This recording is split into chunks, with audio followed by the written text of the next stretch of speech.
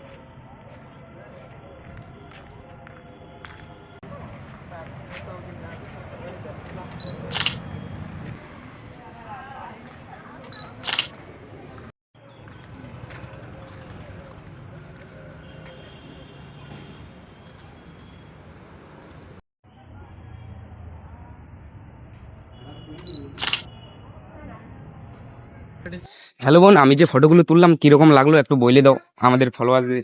ফটোগুলো খুবই সুন্দর হয়েছে আর তোমাদের ব্যবহারটাও খুবই সুন্দর। ঠিক আছে, তুমি অডিয়েন্সদের কি বলতে চাও? একটা কথাই বলবো, দাদাকে ফলো, লাইক, কমেন্ট বেশি বেশি করে দাও। আর ঠিক আছে।